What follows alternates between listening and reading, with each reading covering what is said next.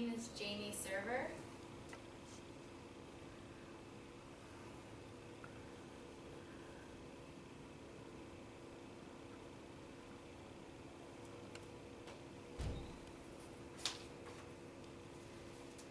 Since dancing theme routines in between coursed meals to Misty Copeland dancing with Jimmy Kimmel Live, ballet has so much rich history involved in its evolution, starting with the beginning, Renaissance Italy. You thought I was going to say France, didn't you? Whether or not ballet grew here, Renaissance Italy is where ballet took its first steps in life. At banquets, dances were done in between courses to the theme of the menu, such as the story of Jason and the Golden Fleece was danced before serving the roast lamb. The dances were done in an elaborate floor pattern and formations due to the audience mostly being above them rather than in front of them. In Italy, shortly after ballet had started, it was further developed in France. Le Ballet Comique de la Reine, the Queen's Ballet Company.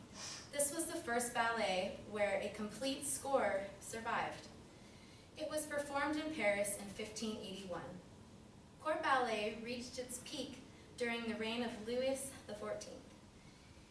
He, being a dancer himself, retired from the performing world and gave the reins over to Peter Beauchamp, and then he choreographed the rest of the pieces from there on out. It was said that he also created the 5 positions of the feet: first, second, third, fourth, and fifth. All professional dancers were men starting off. The men danced in masks if they were dancing in a woman's role. The first female dancers to perform professionally in a theater production wasn't until 1681 in a ballet called Le Triomphe de l'Amour, the Triumph of Love. Now that men and women were in the ballets, toe dancing, otherwise known as pointe, was starting to arise. Although they hadn't put in a wood block yet, the dancers trained to strengthen their feet all the way into the Romantic ballet era. The Romantic era started with some big changes for ballet. From costumes and pointe shoes, the women dominated the Romantic ballet. Ballet also started to decline in Paris and pick up in Russia. 2 of the most iconic ballets that we recognize today in the Romantic era were Sleeping Beauty and Swan Lake. So now we're getting closer to the dance we know today. In the early 1920s, modern dance started to develop along with jazz and other styles of dance we know today. Although many styles have since evolved, ballet has still held its own in today's society. Today, anyone, any race, any religion can do ballet.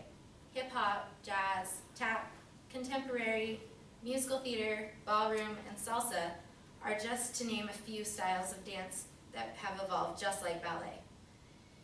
If you would have told me 20 years ago, as I took my very first steps into my own ballet class, that ballet would be such a big part of my life, I would have laughed at you. Ballet has not only been a hobby, but it has shaped me into my career and what it is today. In conclusion, ballet will always be known as a graceful, elegant, and for those who do it, a strenuous art. Ballet forces you to increase your flexibility, go beyond your range of motion, do what's completely against natural movement of your body, and control every muscle while still looking flawless. Men, women, girls, and boys will chasse and pas de bourrée across the stage for countless years to come.